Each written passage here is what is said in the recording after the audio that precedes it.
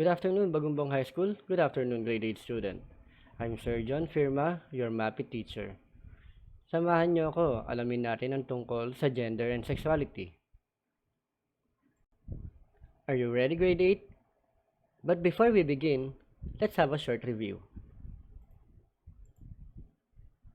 When you were in grade 7, you have learned the different stages of human development.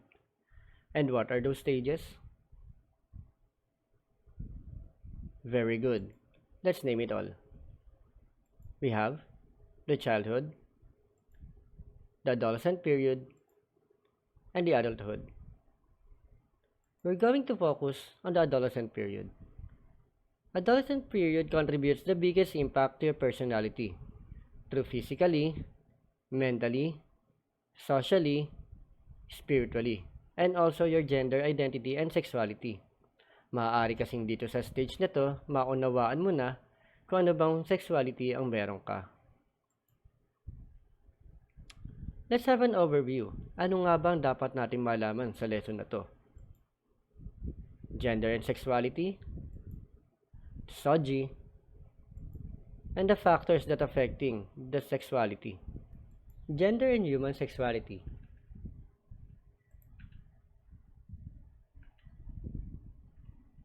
When you were in your mother's womb, walang nakakaalam kung anong gender ang meron ka.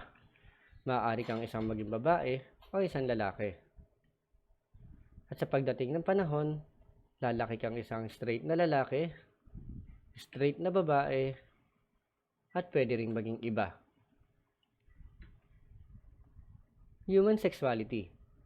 Human sexuality refers to the people's sexual interest and attraction to others. It is the capacity to have erotic or sexual feelings and experiences.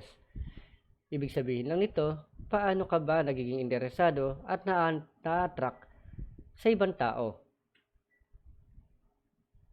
According to the WHO, or the World Health Organization, sexuality is an experience and expressed through thoughts, fantasies, desires, belief, attitude, values, behaviors, practices, roles, and relationship.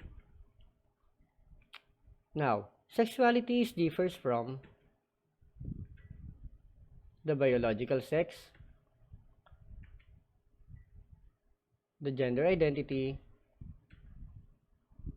and the sexual orientation. Let's go first to the biological sex.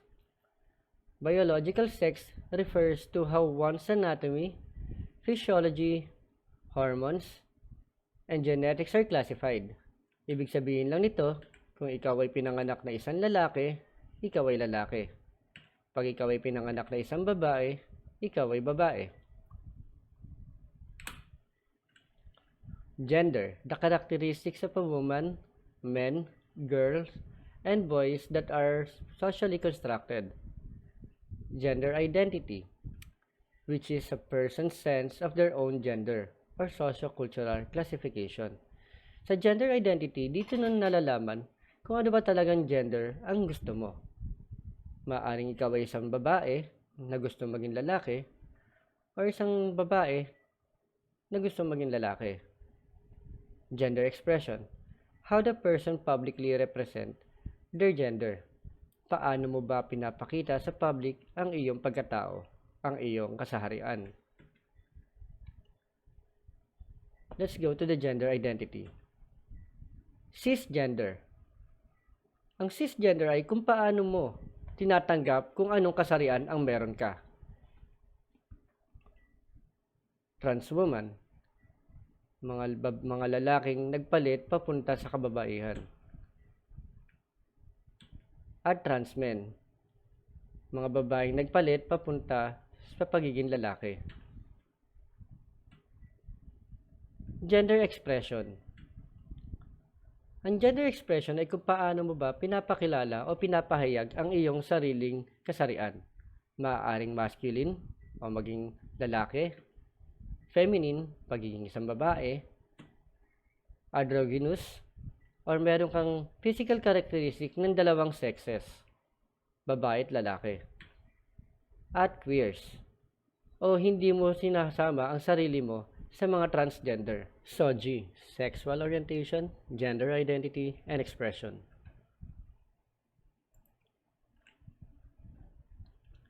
Sexual orientation, one's emotional and sexual attraction to a particular sex or gender. Ipinapahayag lang nito kung paano ka ba naa-attract sa isang gender or sex. Kung ikaw ay lalaki na naa-attract sa kapwa lalaki, ikaw ay gay. At kung ikaw ay babae na naa-attract sa kapwa babae, ikaw ay lesbian.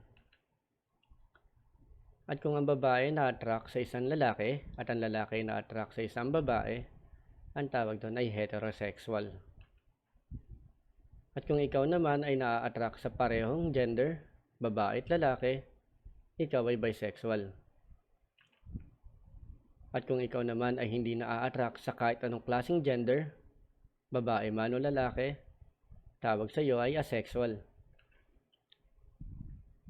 According to the WHO, or the World Health Organization 2006, sexuality is influenced by the interaction of biological, psychological, social, economics, political, cultural, legal, historical, religious, and spiritual factors.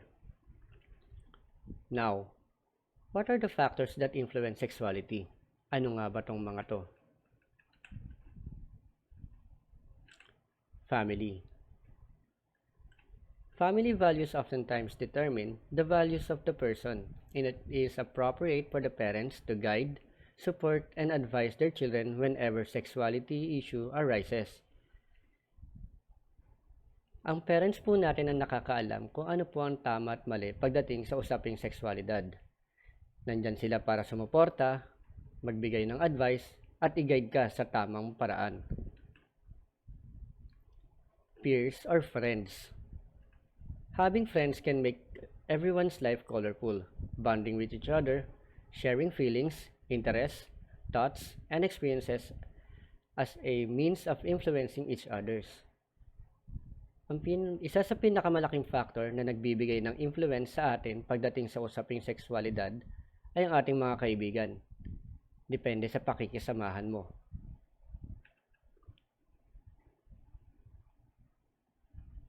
At ang huli at ang culture. Cultural background can affect the values of related to the sexuality, along with the norms standards set by the society. Kahit saang lugar ka mapunta, may standard ng isang society pagdating sa usaping sosyal. Ang kailangan mo lang gawin ay adapt at pag-aralan kung ano man ang kailangan.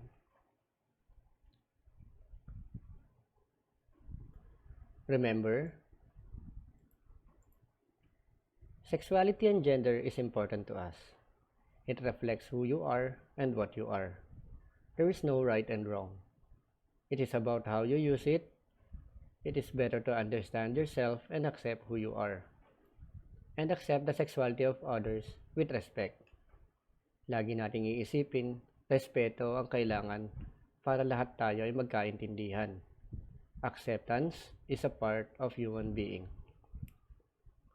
Now, for your first activity, I call this the Glow Up Challenge.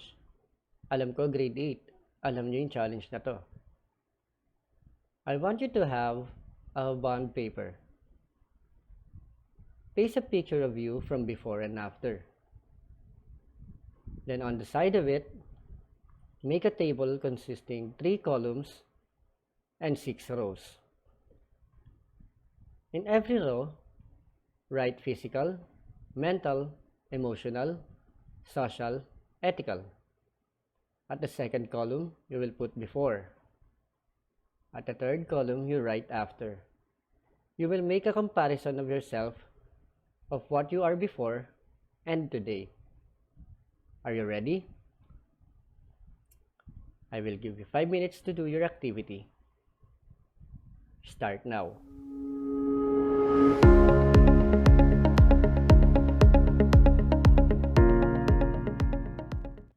A follow-up question. What is the best changes in you that will benefit the other people? Write your answer.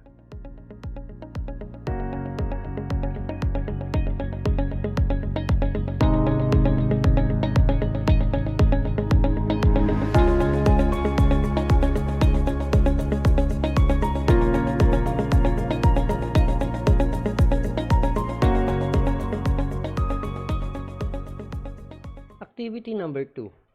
I am what I am.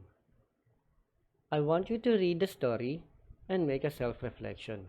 The story titled, How Rich Are We?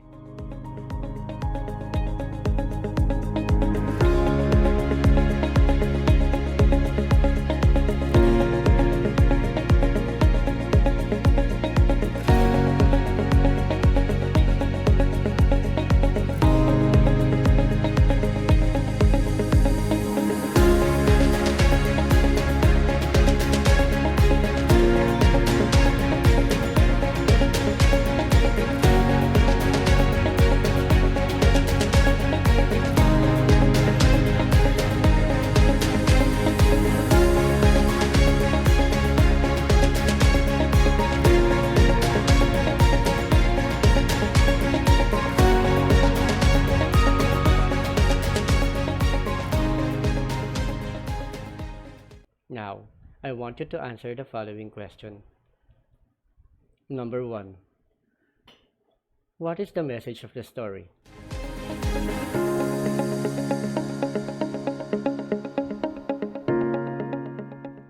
Number 2. Relate it to your life.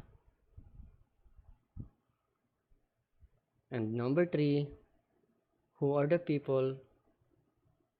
poor people in this story and why?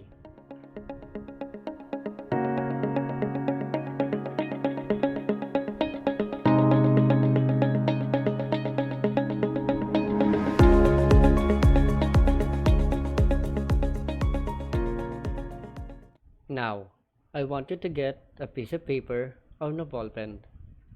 You're going to have a post test. Direction: classify the following terms if it talks about gender identity, sex, and sexual orientation. Number 1. Lesbian.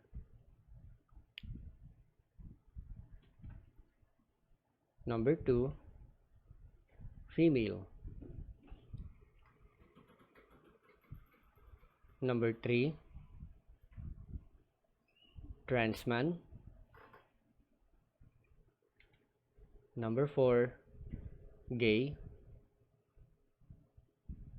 And number 5. Male.